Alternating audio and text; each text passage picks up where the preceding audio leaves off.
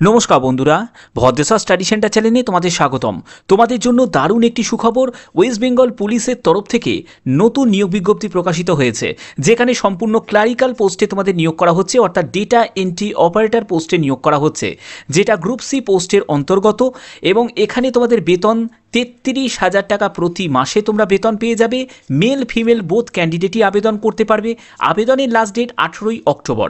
আবেদন শুরু হয়েছে। আবেদন করার জন্য সম্পূর্ণ ফর্ম ফিল আপ আমি এই ভিডিওর মাধ্যমে তোমাদের স্টেপ বাই স্টেপ দেখাবো। এখানে আবেদন করতে গেলে কোনো রকম কিন্তু আবেদন মূল্য লাগছে না, কোনো অভিজ্ঞতার প্রয়োজন নেই। 23 জেলার প্রতিটি জেলা থেকে কিন্তু তোমরা এখানে আবেদন করতে পারবে। সম্পূর্ণ বিস্তারিত তথ্য এই ভিডিওর মাধ্যমে থাকছে। ভিডিওটা কিন্তু খুব গুরুত্বপূর্ণ ভিডিও, তার জন্য অবশ্যই স্টেপ বাই স্টেপ দেখো। কমপ্লিট ইনফরমেশন শুধুমাত্র তোমাদের জন্য। তো চলো মূল ভিডিওতে চলে যাচ্ছি। বন্ধুরা, আমি পিডিএফটা ওপেন করে নিয়েছি। এখানে তোমরা দেখতে পাচ্ছ যে government of West Bengal cyber crime wing, smart connect, new town, Kolkata 7,61,061।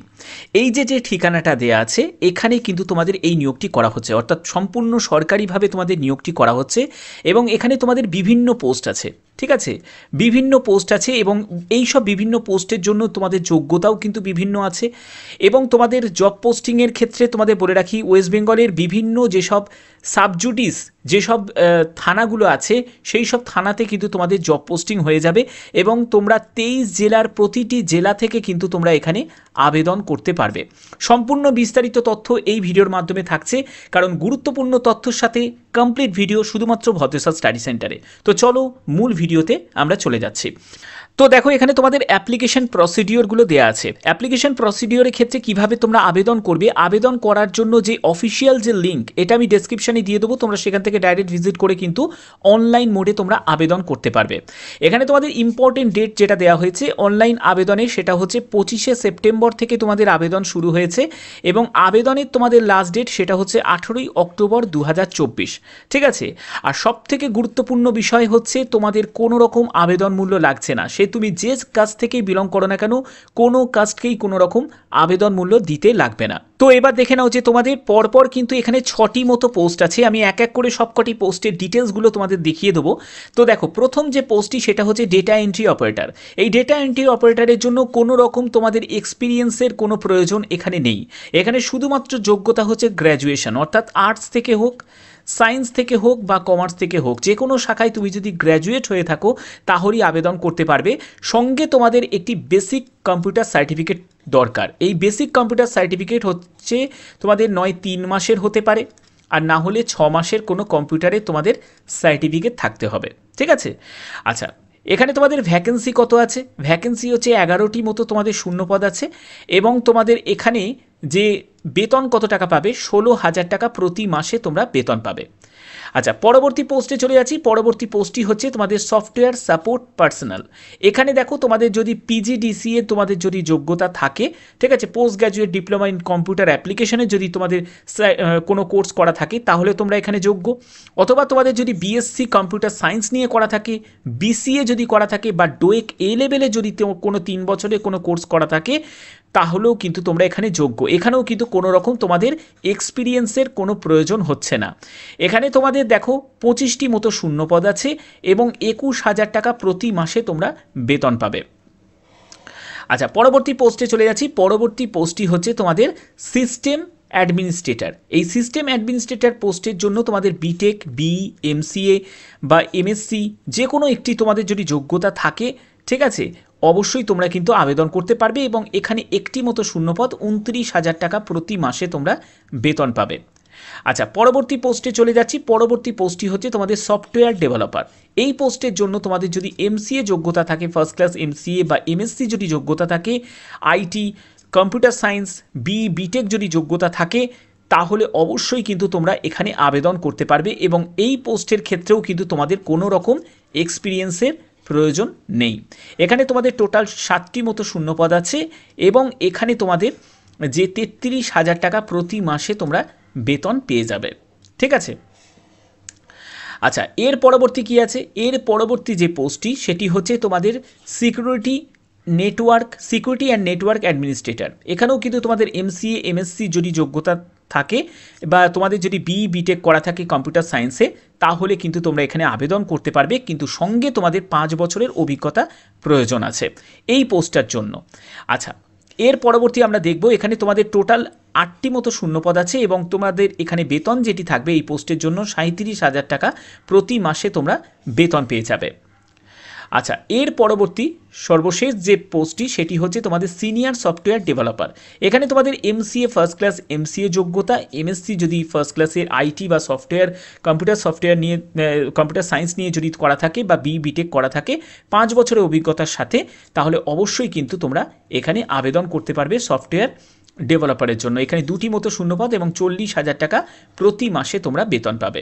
Okay, print out of application, online অ্যাপ্লিকেশানের যে প্রিন্ট আউট সেটা কিন্তু তোমাদের কাছে ফিউচার রেফারেন্সের জন্য রেখে দিতে পারো। এবং তোমাদের দেখো, no fees has to be paid by the candidate for this examination, অর্থাৎ এখানে কিন্তু কোনো রকম আবেদন মূল্য তোমাদের লাগছে না। এখানে পরবর্তী যেটি বলা হচ্ছে যে সিলেকশন, দেখো সিলেকশনের ক্ষেত্রে এখানে বলা হয়েছে the candidates has to pass each of the qualifying step separately, অর্থাৎ এখানে কিন্তু তোমাদের প্রথমে যেটা হবে সেটা হচ্ছে একটি অনলাইন টেস্ট হবে বা রিটিন টেস্ট হবে, তারপরে তোমাদের যেটা হবে সেটা হচ্ছে ইন্টারভিউ হবে। ঠিক আছে, এখানে দেখো তোমাদের আবেদন করার জন্য এর যে লিঙ্কটা আমি ডেসক্রিপশানে দিয়ে দেবো, এখানে দুটো কিন্তু ওয়েবসাইটের, একটা ওয়েবসাইটের দেখতে পাচ্ছ এবং আবেদন করার জন্য তোমাদের দুটো কিন্তু লিঙ্ক দেওয়া আছে। তো এইগুলো কিন্তু আমি ডেসক্রিপশানে দিয়ে দেবো, তোমরা সেখান থেকে ডাইরেক্ট কিন্তু ভিজিট করতে পারবে। আচ্ছা, কিভাবে এবার আবেদন করবে, সেই আবেদন করার জন্য তোমাদের অর্থাৎ তোমাদের সম্পূর্ণ ফর্ম ফিল আপ আমি এই ভিডিওতে তোমাদের দেখাবো। তার জন্য অবশ্যই স্টেপ বাই স্টেপ দেখো, প্রত্যেকটা স্টেপ কিন্তু তোমাদের জন্য খুবই গুরুত্বপূর্ণ। তো আমি চলে যাচ্ছি অফিসিয়াল ওয়েবসাইটে। তো বন্ধুরা, তোমরা দেখতে পাচ্ছ যে আমি অফিসিয়াল ওয়েবসাইটটা ওপেন করে নিয়েছি। এর যে লিঙ্কটা আমি ডেসক্রিপশানে দিয়ে দেবো। তোমাদের এখানে দুটো কিন্তু তোমরা দেখতে পাচ্ছ যে এখানে তোমরা কিন্তু নোটিফিকেশানটা ডাউনলোড করে নিতে পারবে এই ডিটেলস, গেট ডিটেলসে। আর এখানে অ্যাপ্লাই অনলাইন বলে যে অপশানটা পাচ্ছ, আমি এখানে গেট ডিটেলসে গিয়ে ক্লিক করছি। ক্লিক করার পরে দেখো এখানে কিন্তু যে পোস্টগুলোতে তুমি আবেদন করবে সেখান থেকে কিন্তু তোমরা সিলেক্ট করতে পারবে। তো আমি যে পোস্টে আবেদন করছি সেটা হচ্ছে ডেটা এন্ট্রি অপারেটর, যেখানে তোমাদের গ্র্যাজুয়েশন যোগ্যতা। তো আমি এই পোস্টটাকে সিলেক্ট করছি, তার জন্য এখানে অ্যাপ্লাই অনলাইন অপশানে আমি ক্লিক করব। ক্লিক করার পরে তোমাদের এরকমই একটা ইন্টারফেস চলে আসবে। প্রসিডে এবার ক্লিক করতে হবে। প্রসিডে ক্লিক করার পরে দেখো এখানে তোমাদের পোস্ট সিলেক্ট করতে হবে। তো আমি পোস্টটা সিলেক্ট করলাম যে ডেটা এন্ট্রি অপারেটর। তারপরে দেখো তোমাদের এখানে অ্যাপ্লিকেন্টের নেম, অর্থাৎ তোমার নাম, মিডিল নেম, লাস্ট নেম এখানে দিতে হবে। এখানে যে অপশানটা তোমরা পাচ্ছ, এখানে পাসপোর্ট সাইজের ছবি তোমাকে আপলোড করতে হবে, 30 কেবির মধ্যে হতে হবে, এবং সিগনেচার তোমাকে আপলোড করতে হবে, সেটাও কিন্তু 30 কেবির মধ্যে। এরপরে তোমাকে জেন্ডার সিলেক্ট করতে হবে। দেখতেই পাচ্ছ মেল ফিমেল বোথ ক্যান্ডিডেটই কিন্তু আবেদন করতে পারে। তো এখানে জেন্ডার তোমাকে সিলেক্ট করতে হবে। এরপরে হচ্ছে ডেট অফ বার্থ তোমাকে দিতে হবে। ঠিক আছে, এরপরে হচ্ছে তোমাদের আধার কার্ডের নাম্বার, সেটা এখানে বসাতে হবে, আধার কার্ডের নাম্বার। এরপরে আপলোড আধার কার্ডের কপি, সেটা এখানে তোমাদের আপলোড করতে হবে, সেটা কিন্তু 200 কেবির মধ্যে হতে হবে। ন্যাশনালিটি তোমার ইন্ডিয়ান এখানে চলেই এসছে। তারপরে মেল আইডি দেবে, তারপরে যদি টেলিফোন নাম্বার থাকে, তারপরে না হলে তুমি এখানে মোবাইল নাম্বার দিয়ে দেবে। এরপরে হচ্ছে তোমাদের গার্জেন্স রিলেশনস, অর্থাৎ তুমি ফাদার বা মাদার যার নাম তুমি দিতে চাও সেটা তুমি এখানে বসিয়ে দেবে। এরপরে ফাদার যদি এখানে চুজ করো, তাহলে এখানে ফাদারের নেম তুমি এখানে বসাবে। তারপরে তোমাকে অ্যাড্রেসটা দিতে হবে, প্রেজেন্ট অ্যাড্রেস। তোমার স্টেট তোমাকে চুজ করতে হবে। তারপরে স্টেট চুজ করার পরে তারপরে তোমাকে ডিস্ট্রিক্ট চুজ করতে হবে, যে ডিস্ট্রিক্ট থেকে তুমি বিলং করো। তারপরে পুলিশ স্টেশন তোমাকে চুজ করতে হবে। ঠিক আছে, সেই পুলিশ স্টেশন তুমি চুজ করে দিলে এরপরে তোমাকে পোস্ট অফিস চুজ করতে হবে এবং পিনকোড নাম্বার বসাতে হবে। তারপরে প্রেজেন্ট অ্যাড্রেস আর যদি পার্মানেন্ট অ্যাড্রেস যদি সেম হয়, তাহলে এই চেকবক্সে তোমাকে ক্লিক করে দিতে হবে। ঠিক আছে, এই চেকবক্সটা তুমি ক্লিক করে দিতে হবে। তারপরে হচ্ছে কোয়ালিফিকেশনের জায়গাটা। এখানে কোয়ালিফিকেশন কিন্তু তোমাদের উচ্চ মাধ্যমিক পাস যোগ্যতা কিন্তু নয়, এখানে হাইয়েস্ট কোয়ালিফিকেশনটা কিন্তু আসবে, অর্থাৎ গ্র্যাজুয়েশন। তো গ্র্যাজুয়েশন, যেহেতু আমি গ্র্যাজুয়েট পোস্ট আমি সিলেক্ট করছি, তো গ্র্যাজুয়েশন যোগ্যতাটাই এলো। তো এখানে তোমাদের ইউনিভার্সিটির নামটা তুমি এখানে টাইপ করবে, তারপরে কোন ইয়ারে তুমি পাস করেছো এবং কত পার্সেন্টেজ নাম্বার পেয়েছো। এরপরে তোমাদের দেখো কম্পিউটার কোর্সের ক্ষেত্রে এলো। তো কম্পিউটার কোর্সের ক্ষেত্রে তোমাদের যে কম্পিউটারে যে কোর্স করা আছে সেই কম্পিউটার কোর্সের সম্পূর্ণ ডিটেলসটা দেবে, কত মাসের কোর্স করেছো বা কত বছরের কোর্স করেছো, তারপর রেজাল্ট কত পার্সেন্টেজে ছিল সেটা তুমি দেবে। এরপরে যদি তোমার ওয়ার্ক এক্সপিরিয়েন্স থাকে দিতে পারো, যদি না থাকে নাও দিতে পারো। দেখো এইটা কিন্তু ম্যান্ডেটারি নয় বা এটার কোনো অপশানই কিন্তু এখানে থাকবে না, যেহেতু এখানে ওয়ার্ক এক্সপিরিয়েন্সের কোনো প্রয়োজন নেই, ঠিক আছে। এরপরে যদি অ্যাডিশনাল কোনো ইনফরমেশান দিতে চাও তাহলে দিতে পারো, যদি তোমার কোনো খেলাধুলার যোগ্যতা থাকে বা যদি কিছু থাকে এক্সট্রা কোনো তোমার মানে অ্যাক্টিভিটিসের মধ্যে যদি কিছু থাকে তাহলে সেটা দিতে পারো, আর যদি না থাকে তাহলে এটা নাও দিতে পারো, কোনো অসুবিধা নেই। এরপরে হচ্ছে আপলোড লাস্ট এক্সাম সার্টিফিকেট, অর্থাৎ তোমাদের গ্র্যাজুয়েশনের সার্টিফিকেটটা কিন্তু তোমাদের আপলোড করতে হবে। এরপরে তোমাদের কম্পিউটার সার্টিফিকেটটা এই জায়গাটায় তোমাকে আপলোড করতে হবে। তারপরে হচ্ছে তোমাদের আপলোড এক্সপিরিয়েন্স সার্টিফিকেট, এটা ম্যান্ডেটারি নয়, এটাকে স্কিপ করে দেবে। এরপরে তুমি কোন প্লেস থেকে তুমি বিলং করছো সেটাকে তোমাকে সিলেক্ট করবে। এরপরে ডিক্লারেশনের জায়গাটা তোমাকে চেকবক্সটা ক্লিক করে এই সাবমিট অপশানে তোমাকে সাবমিট করে দিলেই কিন্তু ফর্মটা তোমার সাবমিট হয়ে যাবে।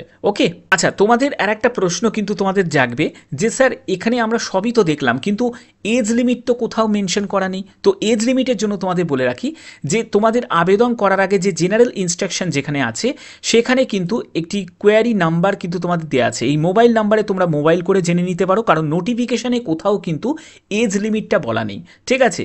এবং তোমাদের একটি মেল আইডিও কিন্তু দেওয়া আছে, এই মেল আইডিতে তোমরা মেলেও কিন্তু করতে পারো, ঠিক আছে। তো এই কিন্তু দুটো একটা অপশান, এছাড়া কিন্তু আর কোনো উপায় নেই, কারণ নোটিফিকেশানটা আমি ভালো করে দেখেছি, নোটিফিকেশানে কোনো জায়গায় এজ লিমিটটা কিন্তু মেনশন করা নেই। তো এটা কিন্তু একটা তাদের তরফ থেকেই একটা বড় কিন্তু মিস্টেক। তোমরা তোমাদের যাচাই করার জন্য অবশ্যই কিন্তু তোমরা এই ফোন নাম্বারে ফোন করে নিতে পারো অথবা তোমরা মেলও করতে পারো, ঠিক আছে। তো আশা করি তোমাদের এই ভিডিওর মাধ্যমে সম্পূর্ণ ব্যাপারটা তোমাদের কাছে ক্লিয়ার করে দিলাম। যদি ভিডিওটা ভালো লাগে, যদি ভিডিওটা ইনফরমেটিভ লাগে, অতি অবশ্যই ভিডিওটাতে একটি লাইক করবে, চ্যানেলটাকে সাবস্ক্রাইব করে বেল আইকন অল করে রাখবে। তো এখনের মতো এইটুকুই, টাটা।